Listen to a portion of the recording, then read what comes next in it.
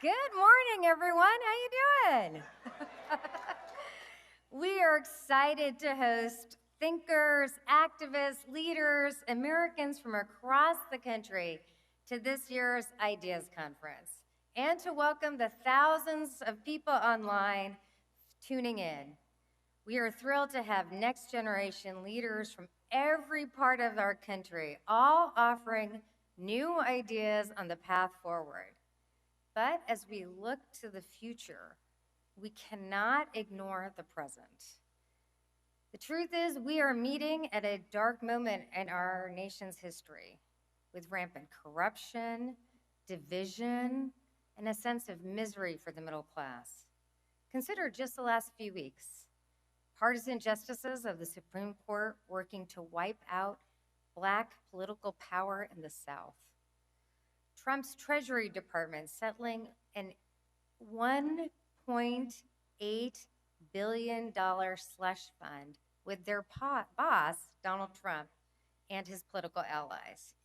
A slush fund that you and I are paying for.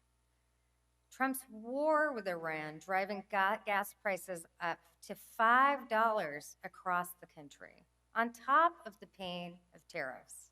Inflation outstripping wages for the first time in years.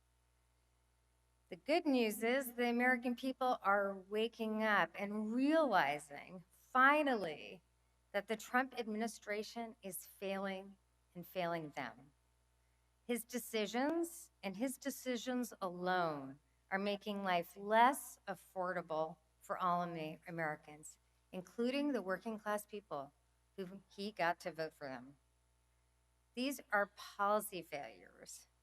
Still, to escape the cycle of polarization, I believe we need to address not only Trump's current failings, but his rise.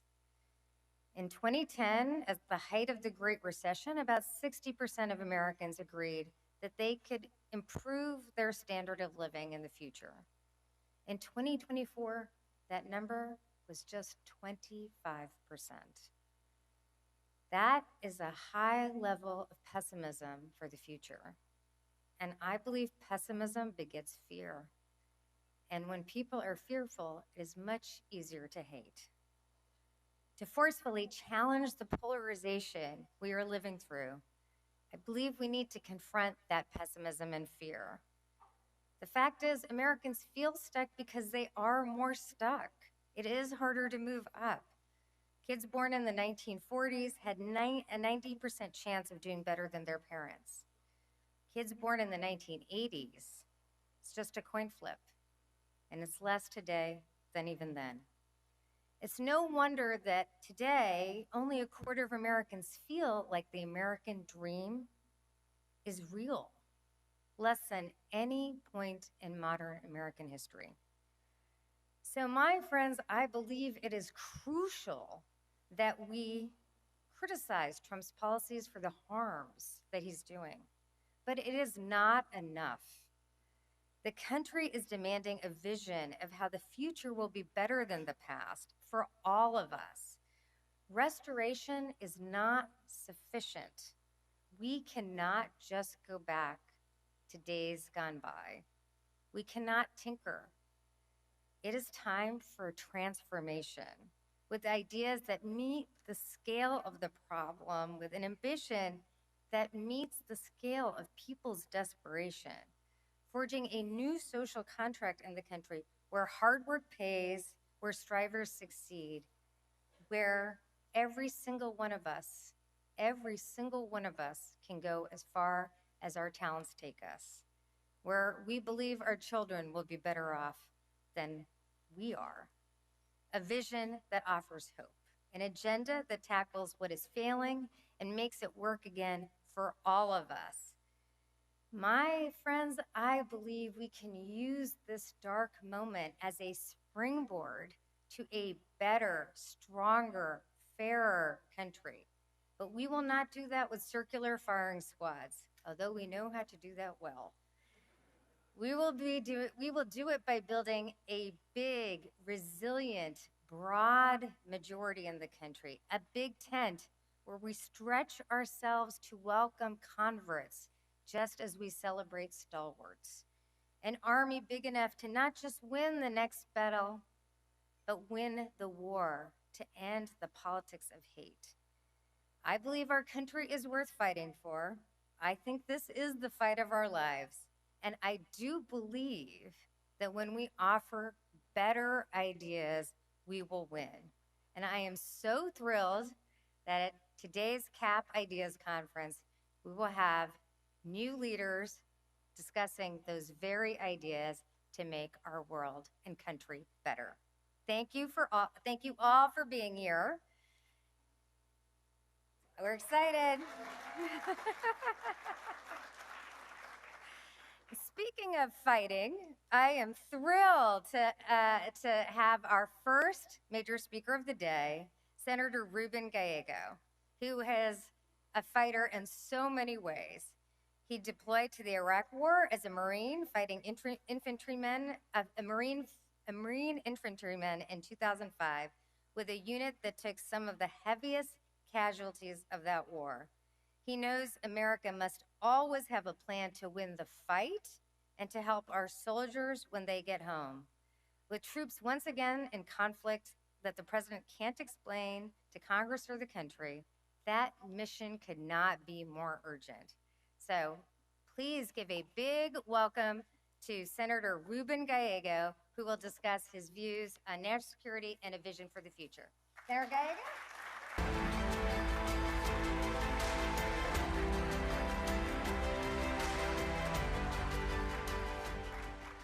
Thank you, Nir, for the introduction, and thank you, Center for American Progress, for bringing us together. I'm here today because right now our country is in danger.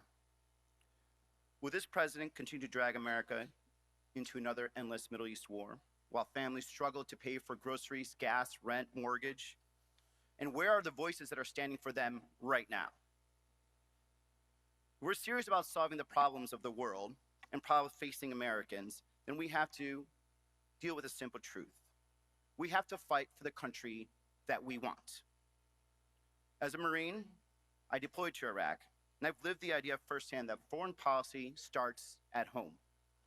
Our standing in the world is only as strong as the economy and the values that we show in this country. When we engage abroad, it must be with a clear plan, a moral compass, and a deep respect for working Americans who pay the price when things go wrong, either with their livelihoods or with their taxes. Whether it's the cost of gasoline or the life of a young Marine, the stakes of our leadership are measured in the kitchens and the living rooms of places like Phoenix and Tucson, not just Washington, D.C. and Alexandria. Right now, Americans are getting squeezed from every direction. When you look at the price of gas right now at $5 a gallon in Arizona alone, with the soaring cost of groceries and housing, these just aren't abstract data points. These are the direct consequences of a war of choice in Iran. This is a war that wasn't planned, wasn't authorized, and is not making us safer. Trump got his war, and working families got stuck with the bill. Every day, consumers are paying the price at the pump. In Arizona, if you can't afford to fill that gas tank, that means you can't go to work, you can't go to school, you can't truly live the American dream. This administration has not thought any of this through. They left our oil reserves low and failed to even work with our allies to prepare for the calamity that came. They thought this would be easy, which is exactly what I heard before I went to Iraq. Let me tell you, it wasn't easy. They thought Iran won't push back, and tragically, they're deeply wrong. This war of choice, is costing us $1 billion a day. $1 billion a day. And think what we could be doing with that money right now. Not just building ballrooms, but think how we could be finding our schools, supporting our veterans, and trying to take care of those that are just trying to make it every day. For me, this feels like deja vu. Trump and his lackeys are more than happy to send 18, 19-year-old boys and girls to war, just like they did to me and my brothers 21 years ago. And now, when the president comes to Congress asking for more money, he's not even asking for support for our veterans that are still hurting. No, he's still asking for money for his insurrectionist buddies and to build a stupid ballroom. It's disgraceful. It's disgraceful that we have veterans that are still lacking, and yet he doesn't fight for them. The guys I serve with in Ohio, New Mexico, and Arizona, and even the Arizonans back home, they tell me right now they're hurting. They tell me they're just not making it, and they're not making enough, and that their communities, their families are truly suffering. And what do we hear from this administration? Trump, the Republicans are cutting Medicaid for the poorest of Americans and kicking families off food stamps when grocery prices are jumping through the roof. And to add insult to injury, it's not just a matter of funding priorities, he's taxing all of them at the same time. He's raising tariffs that cost the average American family $1,200 a year. The average American family cannot take more than a $700 fluctuation in a year. And where is this president at for them? Unfortunately, the mess in the Middle East is not the only mess this president is about to create. You've all seen the news. Trump is laying the groundwork now for his next endeavor, invading Cuba. For what? It's not responding to some kind of new threat. He's manufacturing one and using it to build an illegal case with war in Cuba. Here's my solution to all this. It's quite complicated, so you have to really pay attention. Don't start stupid wars.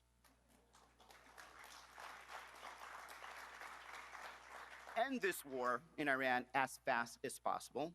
Stop the unauthorized strikes off Colombia and Venezuela, and make this administration answer for every dollar they have misspent, misallocated, and misdirected. And then we can actually start moving into a place where the American family is thought of first and not last. Yes, America first. Does that sound familiar? We can build that country that we want. Now, I see on Twitter all the time, well, if you're against the war in Iran, why do you support the war in Ukraine? Let me be clear. The Ukrainian people are fighting for their independence. And it's in our strategic interest to make sure that they win, that Europe wins, and that we all win and defeat Russia. I am proud to have spent 10 years in the Armed Services Committee, and I'll soon be heading actually to the Black Sea Conference in Odessa, Ukraine, later this month. And I want to see firsthand what is stopping Putin on the Black Sea and what Ukraine's fight can teach us about the future of warfare. And my message to Ukrainians, to Americans, and to our allies, Ukraine can win this war, and Ukraine must win this war. If we turn our backs on them now, it will be a moral stain on this country, something that we will regret for generations to come. And perhaps more importantly, our allies will never forget it or forgive us. It is more than just a moral obligation, it is a strategic masterclass if we succeed. And the Ukrainians are showing us the future of warfare now, creating better systems when they knew they could not engage in a bullet-for-bullet war. They've essentially destroyed 26% of the Russians' Black Sea fleet. And how do they do it? Not with a $13 billion aircraft carrier, but with low-cost baby Navy drones that cost less than $20,000. They are providing and proving what we need to know, and that we don't need to spend tens of billions of dollars on outdated legacy systems that are sitting ducks in a modern conflict and only will cost our taxpayers more and more. Ukraine is showing us a future of warfare, and they are meeting the moment one drone at a time. We need to learn these lessons for our own defense if we haven't seen what happened in Iran already.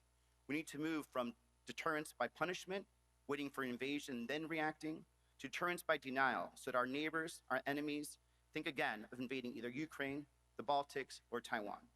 We need to align our industrial base with our allies to ensure we produce cheap, scalable munitions that actually win modern conflicts, and we can't keep building the weapons of the last century while adversaries are innovating and fighting the future wars. Coming out of the Trump-Xi summit, one thing is not negotiable. America does not trade away Taiwan's security for a photo op or cheap words. We must uphold our long-standing commitments to Taiwan, continue our arms sales, and strengthen Taiwan's self-defense capabilities. And the commitment is not only because Taiwan produces chips that our economy depends on, it's because if we abandon Taiwan, the world will abandon us. America's asymmetric advantage in this world is that we have friends, we have allies, we have friends and allies that will go to war with us. China has customers and they have clients, they have vassal states. We have allies that have fought with us and will continue to fight with us, but not if we abandon Taiwan, Ukraine, and NATO. When this president even discusses military action against any NATO country, we are making China stronger. When we treat our partners as secondary partners and allies instead of friends, we are making China stronger. And if we create a vacuum by undermining our friends, China will fill it. From Kuwait to South Korea to South America to everywhere else in the world. We are seeing this happen right now in our own backyard. If our allies in the Indo-Pacific or Latin America stop trusting us, they will find friends in Beijing. And we cannot push Latin America any more further towards China. We must look at our relationship with the Western Hemisphere through the prism of true alliances, economic collaboration, and friendship. We need a prosperous Latin America and a prosperous European Union to stand up to China's sheer mass and capital markets. The America First attitude is actually going to make us America last. We cannot meet China's sheer capital and market alone. But if we stand with our allies and combine our populations, our buying power, our economies, and our moral directions together, then we actually have a fighting chance for that future. But alone, we can never meet the demand, not now or in the future. Principled leadership means having the humility to admit when a war is a mistake. If that had occurred 20 years ago, there would have been thousands and thousands of men and women that would be alive right now, including my best friend. It means that we also have the courage to stand by our allies when the stakes are real. And it means being honest with the American people about the costs of our choices. Leadership means building an economy that works for the person driving to work in Phoenix as much as it is for that person that commutes in Washington, D.C. And it means that we assure that the American dream stays alive for everyone, not just the elite few. It is about building the country that we want. And we need to be realistic about the dangers, but we're also optimistic about our future. And if we lead with our values and our allies, that future is a great future. Thank you so much. Enjoy the conference.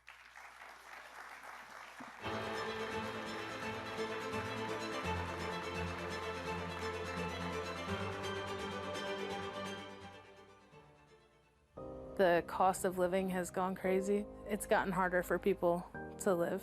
The Center for American Progress Action Fund is lifting up voices of everyday Americans being squeezed by the high cost of living and holding Republicans accountable for the pain that they cause. Across the nation, CAP Action is doing the work of finding and sharing these stories. I'm talking about farmers, teachers, bus drivers, and steel workers, the people who are bearing the heaviest weight of our society, yet are being pulled further and further away from the American dream. Now I'm looking at $1,500 a month of an increase for my monthly premium if these tax credits expire. Everything is expensive right now. I'm feeling crushed by my electrical bill. More farmers than ever in Iowa are going bankrupt. It takes one emergency and I am on the street, you know, like all of these things are just kind of hanging over my head. It's one slip up and that's it. And once these stories get out, they spread everywhere. That's because the testimony of your neighbor is much more powerful than any other secondhand source. These storytellers are our neighbors. I benefited from the ACA tax credits, as you all have heard. Then, as a part of Trump's agenda, I now pay just short of $10,000. Affordability looks very different today. So I was just wondering what your thoughts are and plans might be. Thank you. I'm not going to talk to you. Many Americans are still struggling to afford basic necessities. Struggling to make ends meet. Many of us do have to work 2 jobs. The video shows Central High School teacher John Havlicek walking alongside Van Orden inside the Capitol and asking, quote, "What are you going to do to bring costs down for constituents like me?" Just like its sister organization, the Center for American Progress is leaving no stone unturned to expose all the ways that the Trump administration and those who have supported its policies have made life more expensive for all Americans.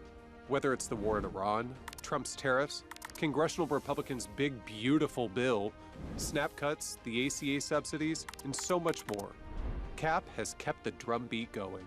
But we know that it's not enough to fight back against bad ideas. We have to offer solutions to tangibly improve people's lives. Something for people to be for, something for people to vote for. And that's exactly what we're doing here at CAP, authoring bold plans to lower costs for all Americans. Cities and towns sign what's called an affordability contract. We will help them finance the building of affordable housing if they take down the barriers to building that are making building so expensive. CAP and CAP Action are driving the conversation in communities by blending policy research, earned media, digital engagement, and storytelling. Through this dynamic approach, we are changing hearts and minds.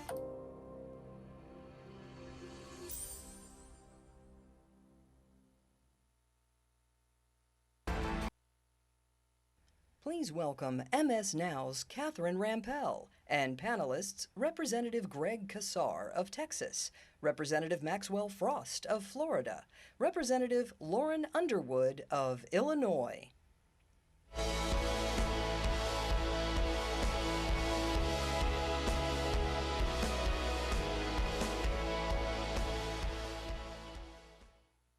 Thanks, everyone. We're going to get right into the big topic of this year's election and, of course, the main topic that Americans care about, which is affordability and what exactly our lawmakers and other policymakers can do about it.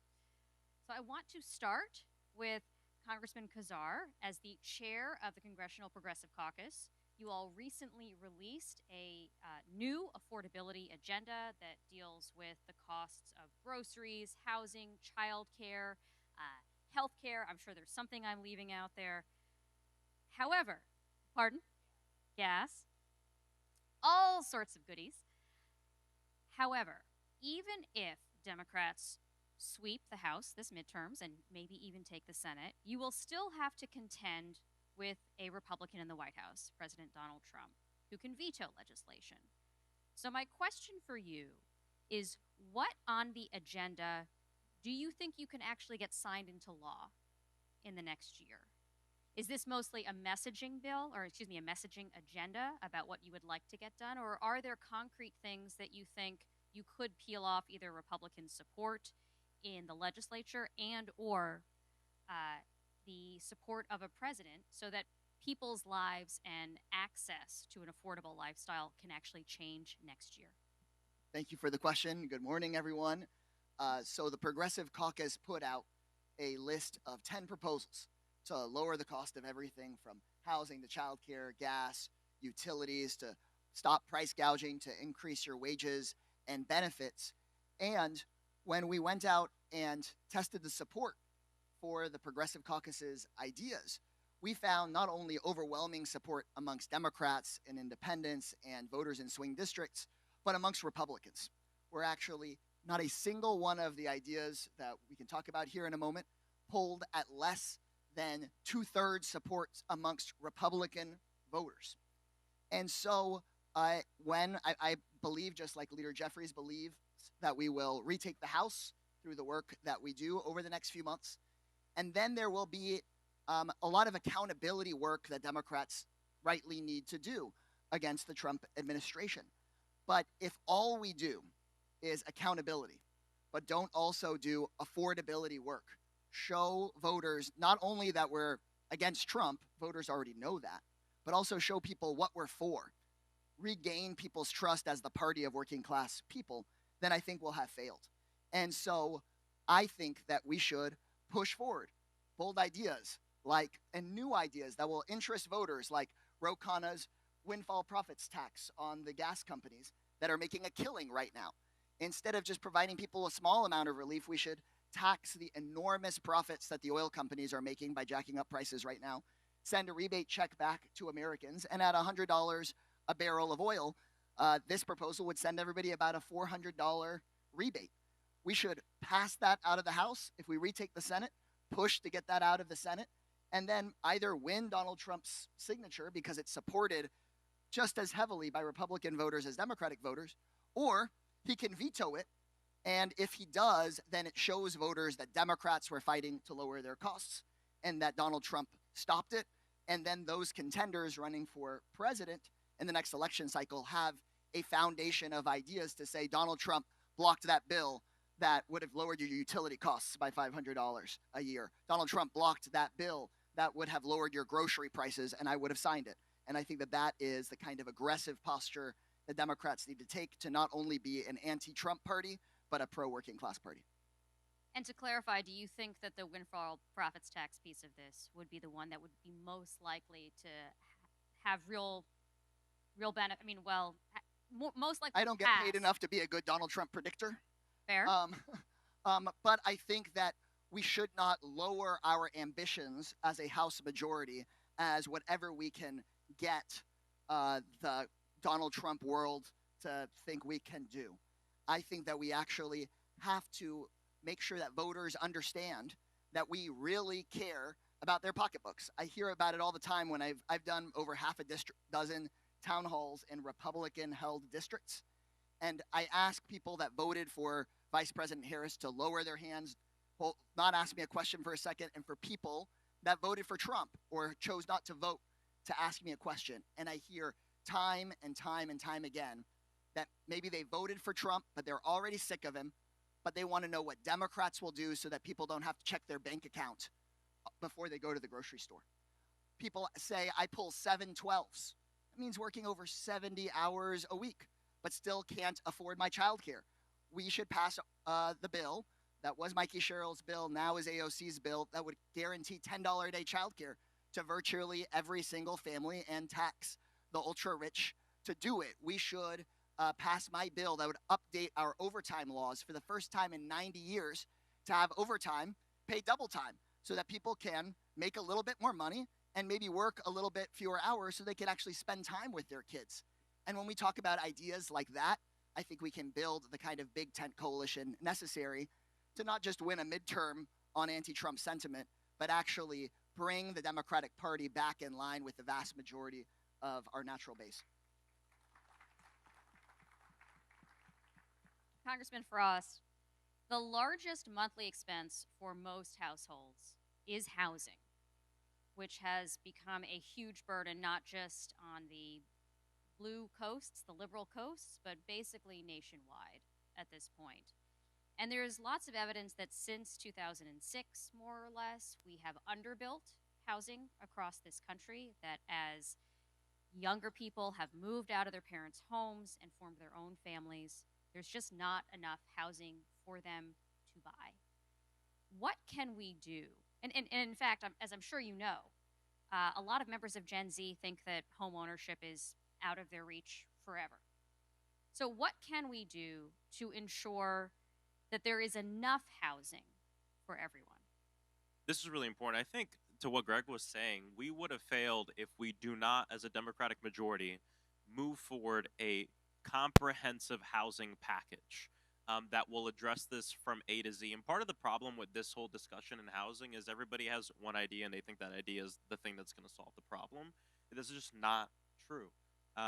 This is a difficult problem for the federal government to tackle, but I think we can tackle it, and it's going to take everything. We have to ensure that we build more housing, of course. There's a lot of things that we can do as a government to incentivize cities and towns and municipalities to get rid of exclusionary zoning, get rid of parking minimums, these different things that we need to do to make sure that we have more inventory.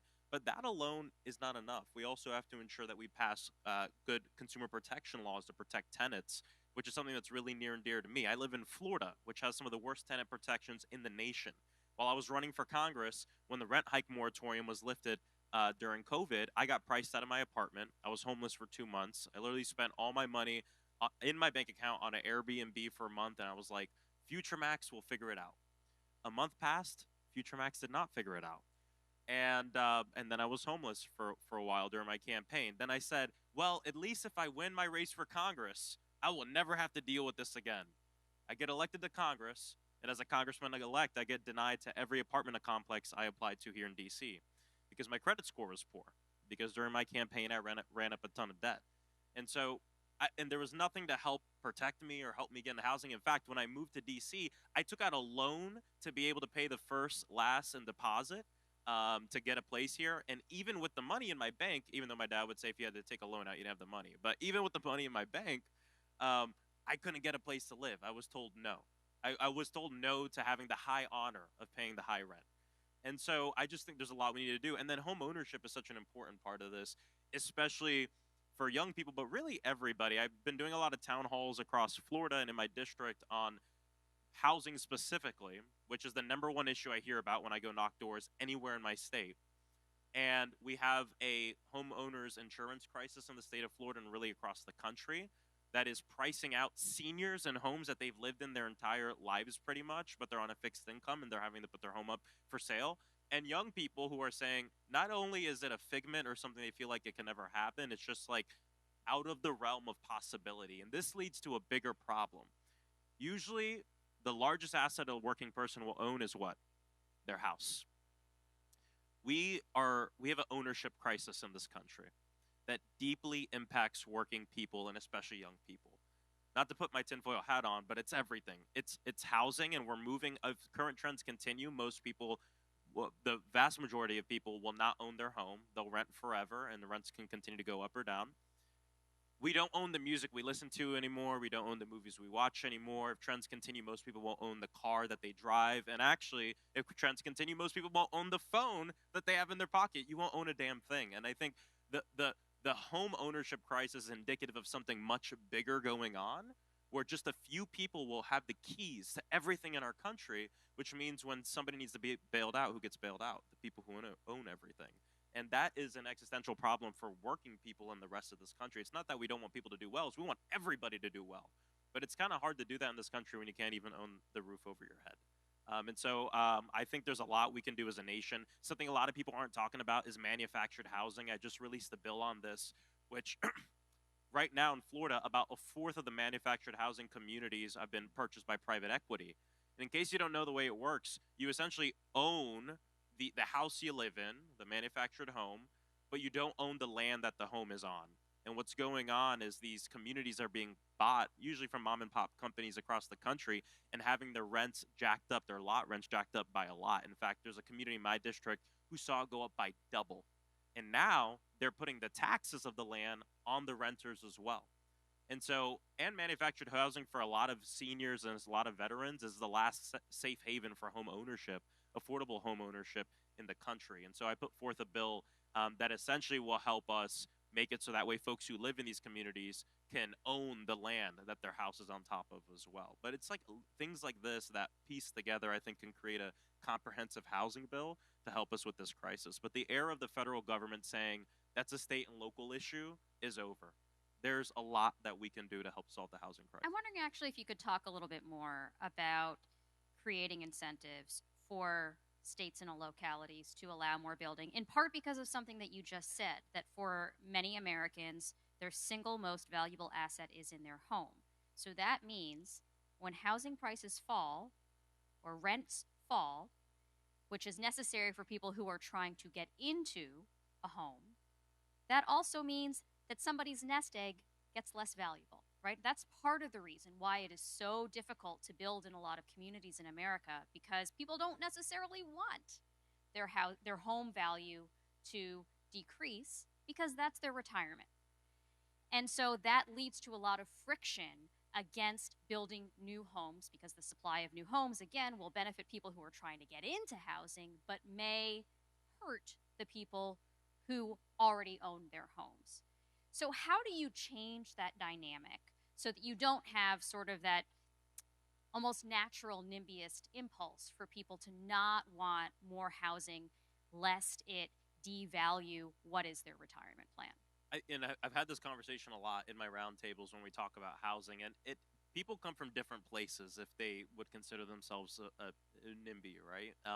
I got to tell you, for a lot of the more working families I speak to who have been able to get into home ownership, even though they've been able to get into it, most of them, not most of them, but a lot of them are what you would consider house poor, right? Where they have gotten to a situation where mortgage, insurance, taxes, everything that you have to pay. Most of them are paying PMI because they couldn't afford the deposit on their home, are in a place where they just don't have that kind of money. So they do want, of course, their home value to go up. Anyone wants that. But I think people see what's going on in their communities, and they understand the fact that the home prices are so high, and most of them the sticker shock is so recent for them. They just purchased their home maybe a year ago, or maybe they purchased it 10 years ago, and they too realize that the price of their home was way too high. And I think there's a lot of things that we can do to help with that. But this notion that we have to pit homeowners against tenants or homeowners against potential homeowners, I think is false. And I don't see it in my community, and I also don't see it when I travel the country and talk with people about housing prices, because I hear many of the same complaints from people regardless of what situation they're in. Congressman Underwood, you've worked throughout your career on healthcare, including in the implementation of the Affordable Care Act. Historically, Democrats, I think, have focused their firepower when it comes to healthcare on expanding insurance, on making sure more people are covered. There are obviously a lot of frustrations now about the cost of healthcare, even among those who are insured, who have insurance plans. What can be done to make healthcare affordable, to make healthcare more affordable for those who have coverage, as the promise of the Affordable Care Act indicated? Well, I think that this is by far one of the most salient issues in this moment, because everyone needs health care. You need to be able to see a provider, fill a prescription, get a procedure when you need one, right? And so this is something that's top of mind for so many folks, and yet you have Donald Trump and the Republicans in charge passing their big ugly bill, taking $1 trillion out of Medicaid. So we have about 6 months until we reach this point where the American people are really going to be feeling that acutely of folks being kicked off of their coverage. So it's not about, at that level, affordable. That's, do you have health care or not? Yes or no? We have a real crisis right now because they refuse to extend the ACA tax credits, the extremely popular ACA tax credits that was based on my bill, the Healthcare Affordability Act, which drove down the uninsured rate to the lowest levels in U.S. history. But Donald Trump told the Republicans, don't waste time on extending them. And now 20% of enrollees have been kicked off their plans because they can't afford to see their premium double, triple, quadruple, right? So some of the stuff is just real basic, like extend the ACA tax credits, like an overwhelming majority of the House of Representatives voted to do in January of this year after we stood together and forced a discharge petition and a floor vote on the House, right? We got 17 Republicans to stand with us, but the Senate refused to take it up, right? This solution is right there for us in our grasp. Obviously, making sure that we can take action quickly in a Democratic majority to block these Medicaid cuts from going into effect, the $500 billion that's slated to come out of Medicare. But then you have all kind of stuff that we need to do on prescription drugs, improving access to primary care visits, improving access for people who just need to be able to use the healthcare that they have. We know that there are tremendous barriers to people being able to manage their chronic illnesses, to being able to actually improve their healthcare status. And then we have this whole issue of health equity, where we have these entrenched disparities that we see among communities of color, rural communities, low-income communities, et cetera, right? And so all of that will require our intention and our investment. I think at the end of the day, if we only focus on cost, then we are not always improving our healthcare system. If we only focus on cost, we are not always improving folks' health status.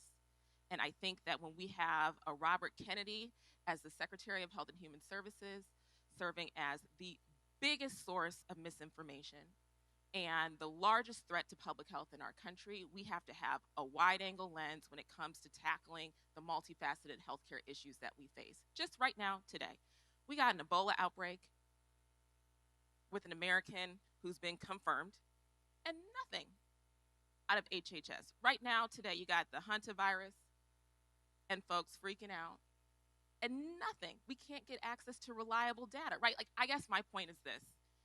Yes, we have to lower costs. To win this election, we have to have a plan. I think we have a plan. People understand it. It's not that complicated. We're the party that believes you deserve health care. They're the party that believes, actually, no. Nope. Sorry.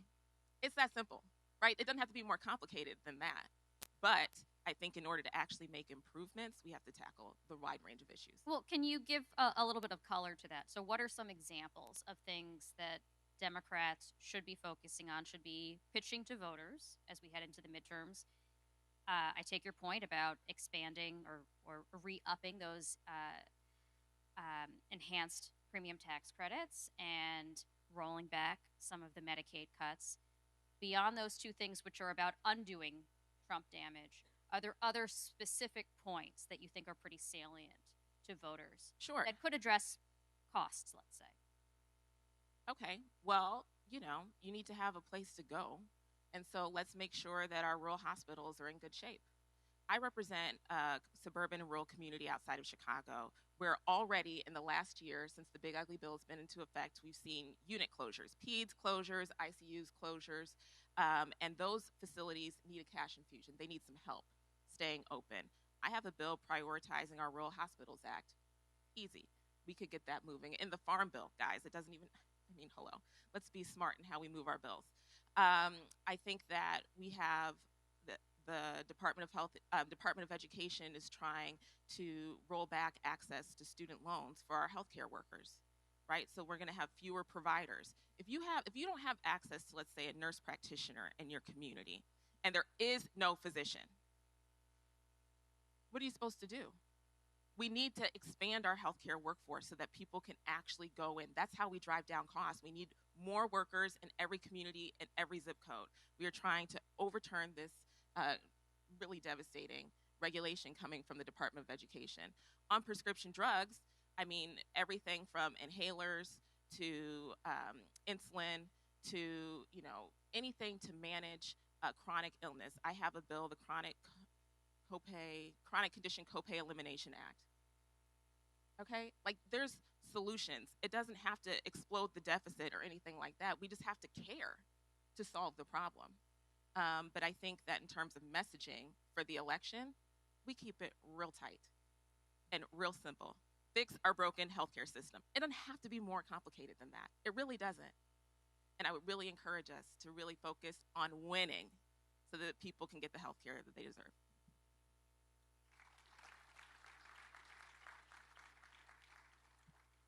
Congressman Kazar, Democrats have, to this date, made a relatively compelling case that part of the affordability crisis falls at the feet of Donald Trump's economic agenda, particularly his tariffs.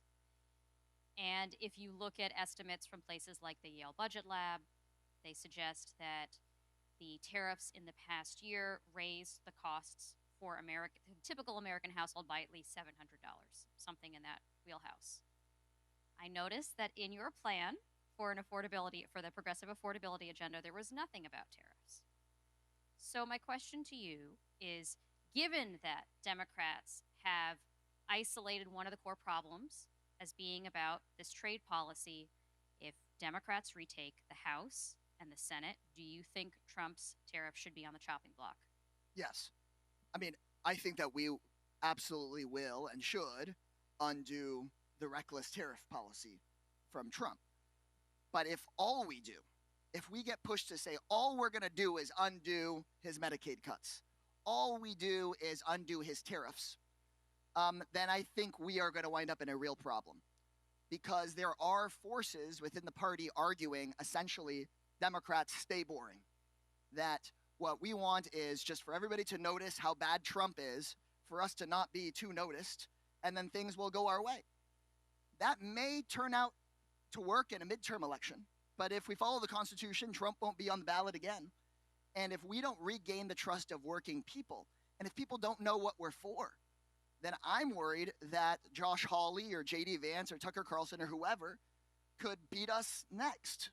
And that's just not acceptable because it's already been way too hard on the country to deal with a year and a half of this. Imagine 12 years of this kind of a White House. So if we want to regain people's trust, they have to know that, yes, we're going to repeal the horrible Trump policies. We're going to hold them accountable for their criminal and corrupt actions, but also that we're willing to take on villains in the AI industry that are price gouging you. We have a bill in the new affordability agenda to ban surveillance pricing where, for example, the other day, JetBlue basically admitted to someone that they were buying a plane ticket to get to a funeral. JetBlue had data on the person, and they suddenly had a ticket price nearly $300 higher. We should just ban that and take on those. Sorry to interrupt. JetBlue has actually since said that they do not use any personal data. Then they should support the bill if they think that nobody should be allowed to do that. Of course they said that. Instacart got caught doing the exact same thing. We should be willing to take on the utility companies that Democrats and Republicans alike hate, because our utility costs for these for-profit utilities, some people's bills have gone up 50% just in the last few years. Donald Trump became president villainizing immigrants, saying that the bad guys were LGBT youth. And I think Democrats need to be willing to take on villains ourselves, whether it's in big oil or in big pharma or these big utility companies, so that people notice us, so that people know who we are. And in my view, those ideas actually unite the party. Whether you are moderate or progressive, these ideas are very, very popular across the country.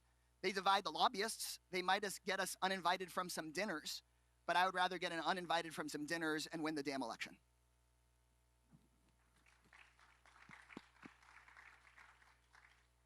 Just before we move on from tariffs for a second, the Constitution, Article 1, says that Congress has power over international commerce and sets and lays taxes. Do you think, to your point about future presidents may try to abuse their power in similar ways, that should Democrats retake the Senate and the House, they should try to curb the limits on all presidents' ability to set tariff policy without the consent of Congress? Because over the years, Congress has essentially delegated away a lot of its constitutional authority here. Yeah, we definitely need structural reform to make our policies stick and to make sure that voters' voices are heard. And so, of course, we should rein in the justices, the Supreme Court, the folks that continue to let Trump have this runaway power, because I don't think that we will have succeeded in the next trifecta if we get there. If we pass the John Lewis Voting Rights Act, if we pass these bills to lower your housing costs or increase health care, and the Supreme Court just tells us no. So I think that in this moment where a right-wing Supreme Court is so eroding voters' rights, so eroding the Constitution, we have to be willing to say that we need to take on the Supreme Court, make sure that voters' concerns and voices are heard, so that we actually restore abortion rights, so that we actually restore civil rights, and so that we actually can show people we made their lives cheaper and less expensive. That's what FDR had to try to do, or at least threaten to do. And what I hear from folks all the time is that they would vote for the Democratic Party of FDR and LBJ, of the New Deal and the Fair Labor Standards Act and building unions across the country and defeating fascism around the world, and the Voting Rights Act and the Civil Rights Act and the creation of Medicare and Medicaid and Head Start. That's the kind of Democratic Party we need to be, and that means being willing to take on an out-of-control executive as well as the Supreme Court. Well, part of the reason I asked specifically about the executive rather than the Supreme Court is that Donald Trump also abused his tariff authority in his first term. Democrats were very critical of those tariffs then. When his successor, President Biden, came into office, he kept almost all of those tariffs in place.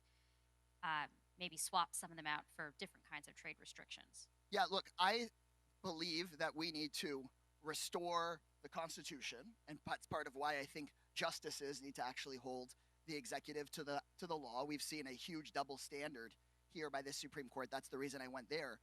I would caution us, of course, we should take on Donald Trump in the crazy way he's used the tariffs. You read what he says on this any given day, it's nuts. But I also don't want us to, as progressives, as liberals, to be so, we have, of course, been so shocked by how horrible Trump has abused his authority. And for our only response to then be, we need an executive who can do very little. Because what we actually also need is for the next Democratic president to be able to act aggressively to rebuild everything that Doge tore down, to be able to implement policy quickly. It's almost unthinkable today that when LBJ signed Medicare into law, he started enrolling millions of seniors 1 year later, the next July. We need an executive that when we pass transformative policy that takes on corporate interests and makes working class people believe in our collective power again, that we have a executive that can actually execute that quickly and doesn't have to jump through 10 million hoops.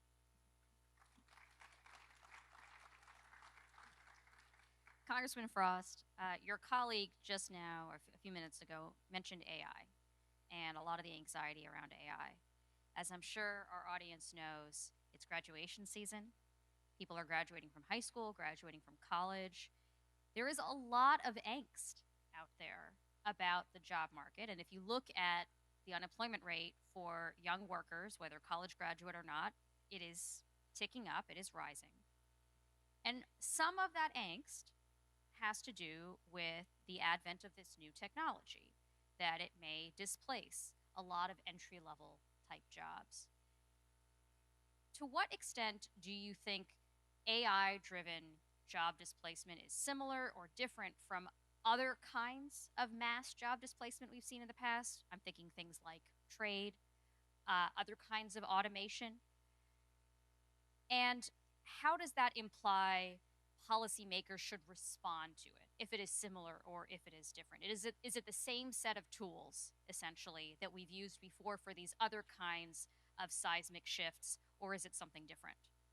I mean, there's similarities and differences. I mean, one of the big differences is the fact that the difference between this and automation is that this is going to be cheaper to implement and happen more quickly than it did with automation. So there's less time for us as a government to be able to respond to helping our constituents, working people. And taking a step back, I think part of the issue that we have in Congress is, number one, most people don't know anything about tech. Okay? And that creates a big issue because we have to legislate common sense guardrails now.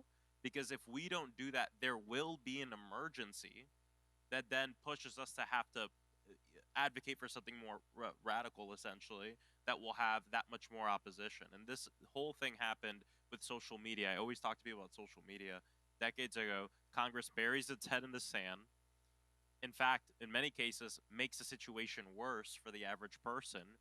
Now we're having an emergency with social media, keeping our children safe online, our data being used against us, this and that. And like the big idea people come up with is like, let's ban TikTok. Like that's gonna solve the problem. And it didn't. In fact, in many cases, that whole thing made it worse.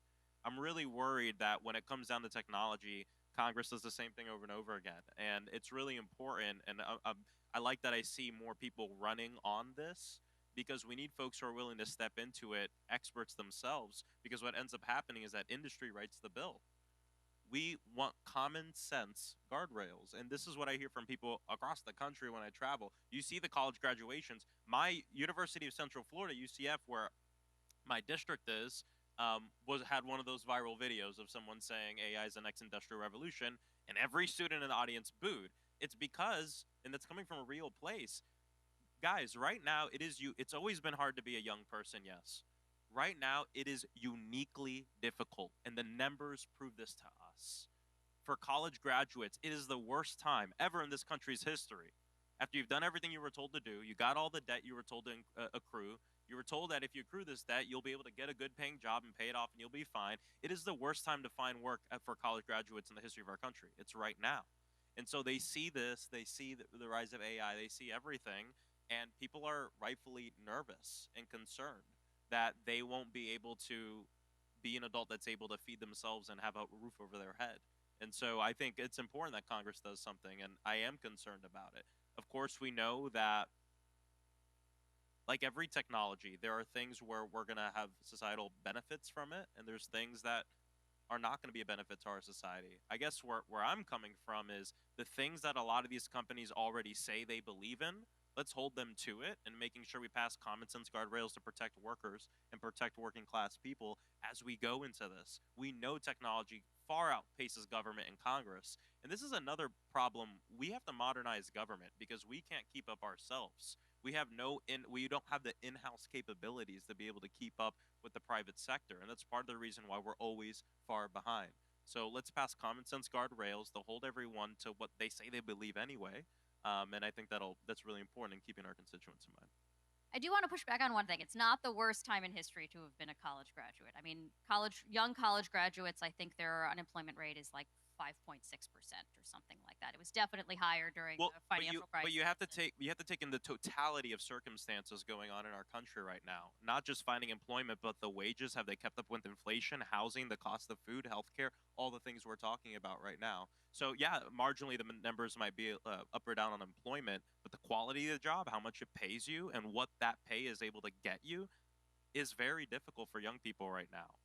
And I see it not just in the numbers. All my friends, people my age, my girlfriend, my best friends, the people in my life who are struggling with this right now. But so you said common sense reforms. I think everybody agrees common sense is a good thing. I don't think anybody is like against common sense.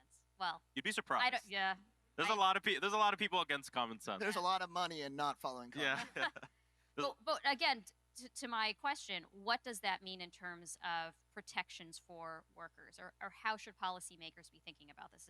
Is it just about, again, the same kinds of tools we've had in the past, unemployment insurance, other kinds of safety net programs? Is there something specific?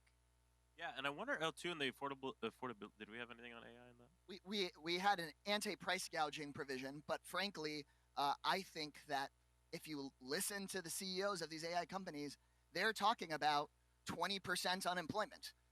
Sure, it would be nice if it turns out not that way, but when you hear Elon Musk saying humans won't be needed for most work, when you hear what Bill Gates has to say about this, I think we should be planning aggressively that this isn't just the invention of the steam engine. You're talking about taking away a foundational part of what makes a society, which is people having the dignity of work. So I think we aggressively should be thinking about taxing AI as a method of making sure we have sort of a works progress administration of the future.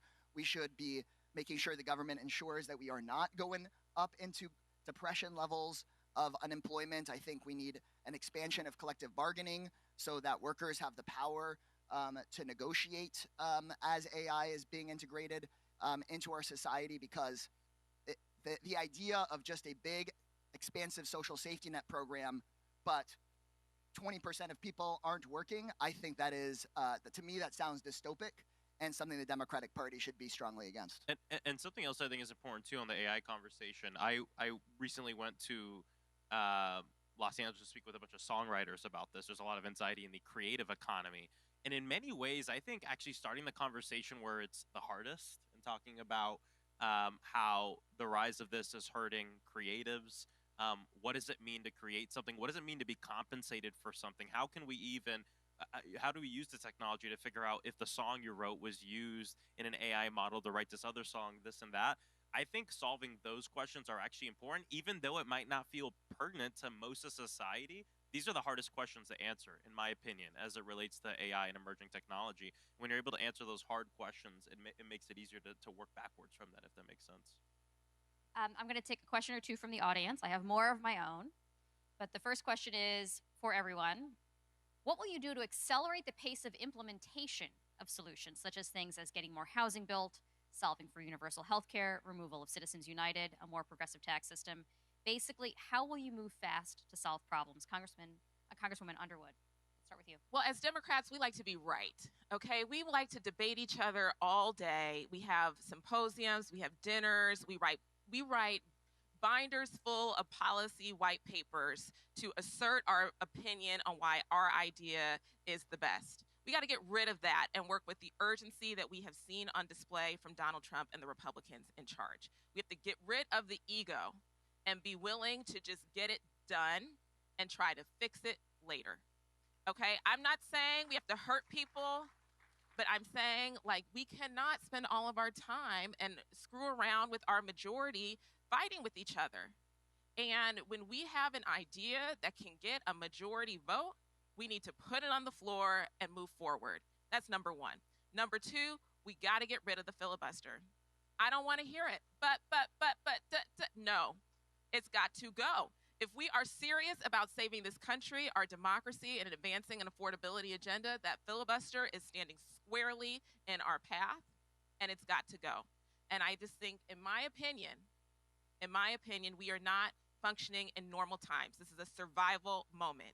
In survival moments, you make different decisions than you would ordinarily make. And I think we have to be clear-eyed about all that is necessary to accomplish and the limited window of time that we will have to get these things done. To add on this, and this is something I've been thinking a lot about as well, a big problem too is the way that Congress writes the legislation.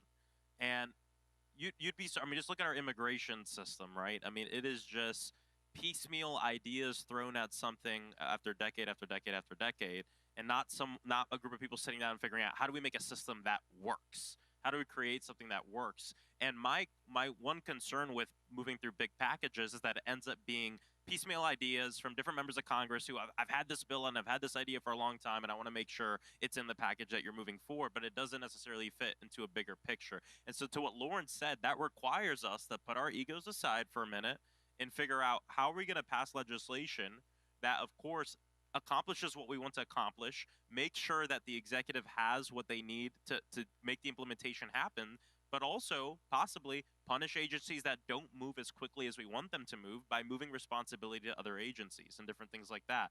And I think when we put on the hat of not just what do we want the goal to be, but how quickly do we want it, what do we want the timeline to be as well, that's how Congress is going to be able to write real legislation that doesn't just talk about what we want to have happen, but how fast we want it to happen, and attaching real strings to that. So that way we have real implementation and people feel it. Because if people feel the thing we're passing 4 to 8 years later, another president comes in and pulls a rug from underneath the bill, it didn't happen, right? It didn't happen. And we need people to feel that government can work for them while we're in power. Sounds like you kind of want a Democratic version of Doge, if I'm listening, but sure. No, but that's the thing. Doge didn't do anything. Like, that's the thing with with Republicans and Donald Trump right now. It's the illusion of doing a lot, and of course they're doing horrible things.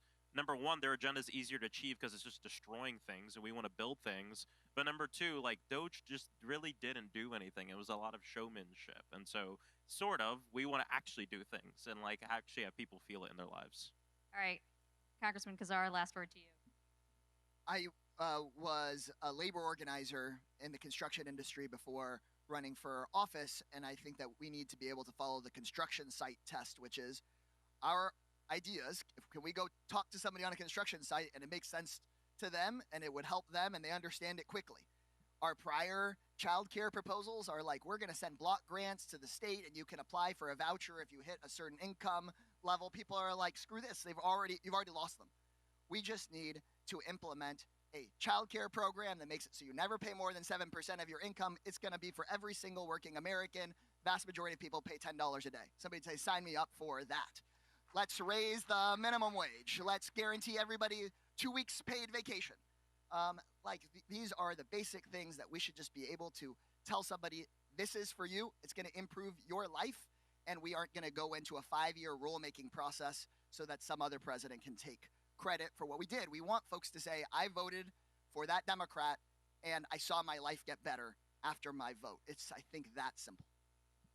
Well, thanks so much for the question from our audience, and thank you to our excellent panel. Look forward to talking more with you about all of these great ideas.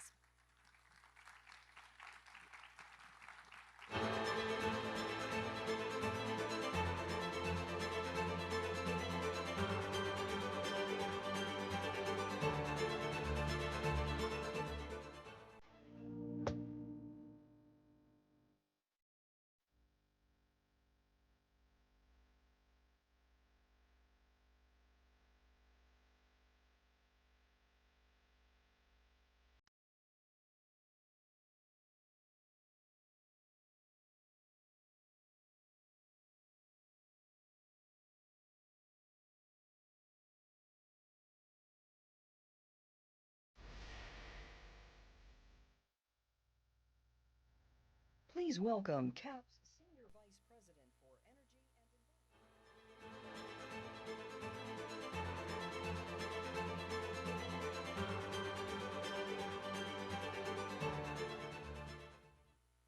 Everyone, just a quick word. Governor Sherrill is on her way down, and she'll be here momentarily. So please, keep seated, and we'll be back out soon. Thank you. Hope you're enjoying the conversation so far. Thanks.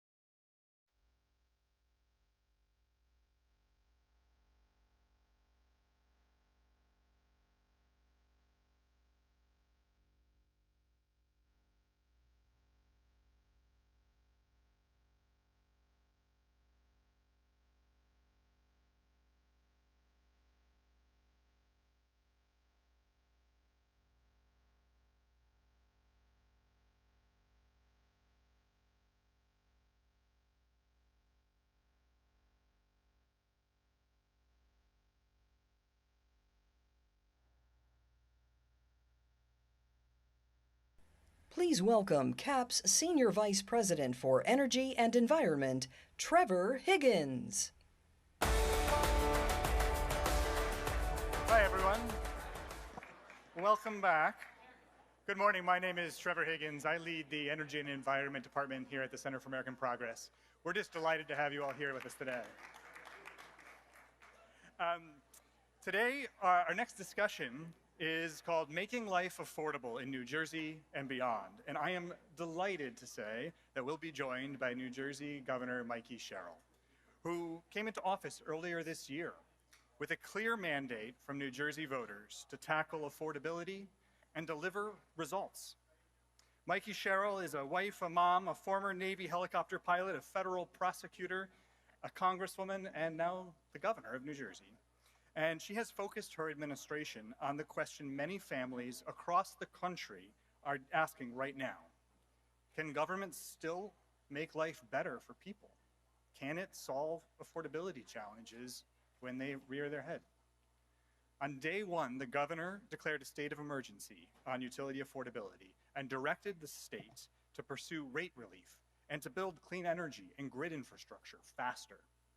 At a moment when many Americans feel frustrated with the current leadership here in Washington, D.C., and worried about rising costs, governors and state leaders are increasingly being asked to show that government can still deliver real results for people.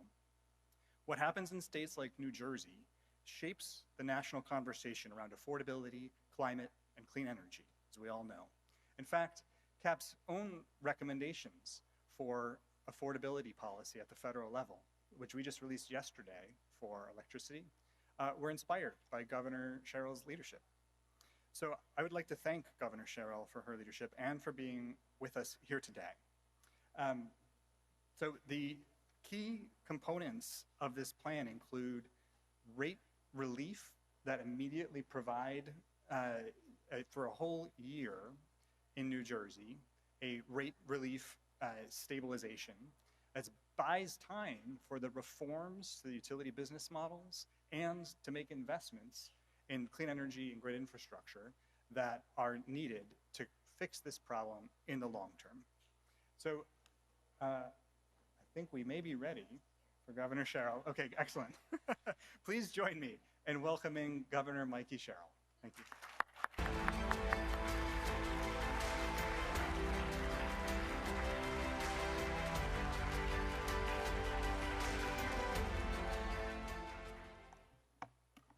Well, good morning.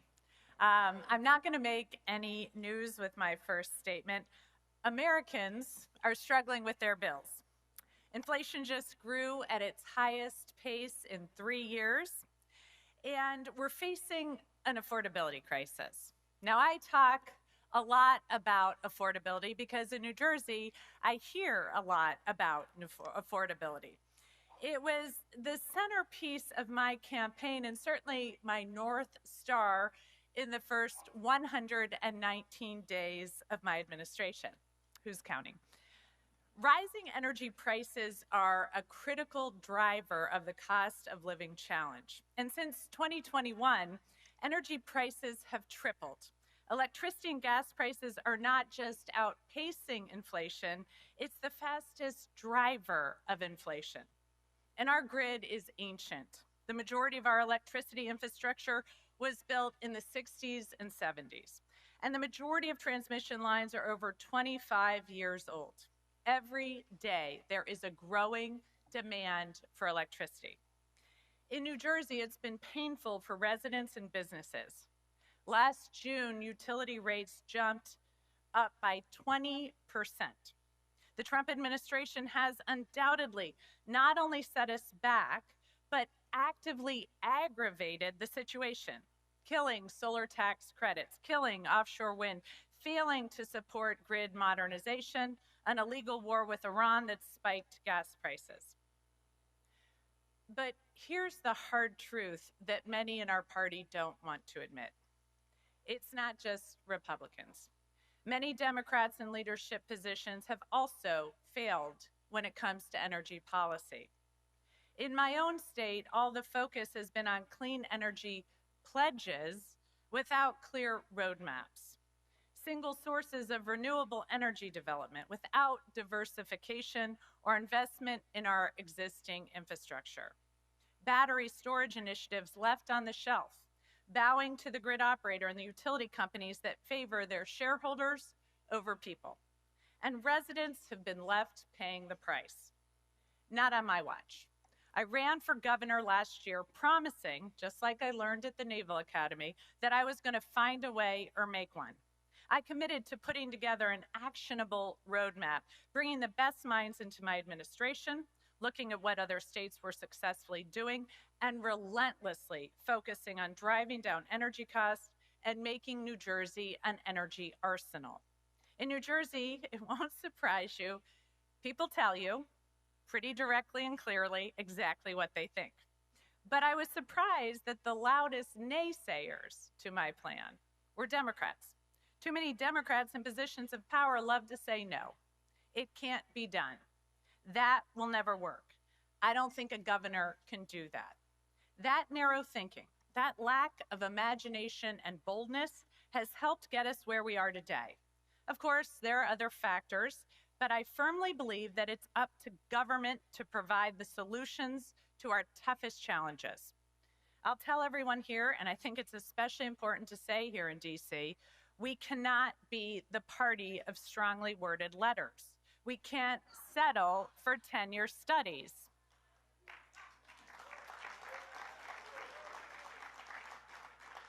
Our problems are solvable. We just need to get to work in actually solving them. First, short term, we need to provide relief for ratepayers and be unafraid to challenge the status quo. We can't put growing energy demand solely on the backs of consumers. It requires standing up to not just naysayers, but pushing grid operators and utilities to do better. Medium term, we need to use our power, build out renewables like solar, make existing technologies like natural gas more efficient, invest in more flexible grids, and pursue multi-state efforts that leverage economies of scale and our interconnected energy grid. And long term, we need to build the energy sources of the future. Nuclear to start. How are we doing this in New Jersey? Short term, I didn't wait even 20 minutes. During my inaugural address, I signed an executive order freezing utility rate hikes. I appointed New Jersey's first chief operating officer, and we built a best-in-class energy team whose entire portfolio is New Jersey's energy future. And we're pushing our grid operator, PJM, and utilities to put reliability and affordability at the forefront. For our medium term, my second executive order, also signed during my inaugural address, directed Trenton to cut through permitting delays, resulting in 6 new battery storage and solar projects in my first 2 months. These projects had been languishing for months, if not years. I'll continue to rapidly deploy new projects. I directed our Board of Public Utilities to require utilities to report on energy requests from data centers. New Jersey is coordinating with other states to hold PJM accountable and leverage our power. And the long term, this is important and a key area we need to address. Good government is good politics. For 50 years, New Jersey's had a moratorium on the development of new nuclear power. That's ridiculous. It's 44% of our in-state generation and 80% of our clean power generation. That moratorium was written in the 70s with outdated requirements that don't make sense in this century. So we got rid of it. Nuclear opens the door for new, large-scale baseload electricity that we are going to desperately need with growing energy demands. But when I first mentioned nuclear, I was told, why bother? You may be out of office before it even comes online. That sort of short-term thinking is what got us into this in the first place. That's why we need to be bold, and we need to address AI and data centers. That's exactly where the challenges are coming right now. And I will tell you that if we want to innovate into the future, in New Jersey, we've seen data centers that power all of Manhattan and the banks there. The back offices have been in Jersey for about 15 years. We know that we can power supercomputers and AI development and innovate for those jobs for our kids. But we're not going to be able to do that effectively if we don't make sure that bad actors aren't usurping all of our resources while leaving our communities to pay the price. So that's why strong leadership and a vision in our state is necessary. We have got to ensure we're leading on the future. That's what Democrats can do here. We can make sure that our future looks bright, not just for our communities, but for the children that we want to see getting the great jobs of the future. And that's what I'm asking of all Democrats to do right now, to lead in this moment, to find a way or make one. Thank you so much.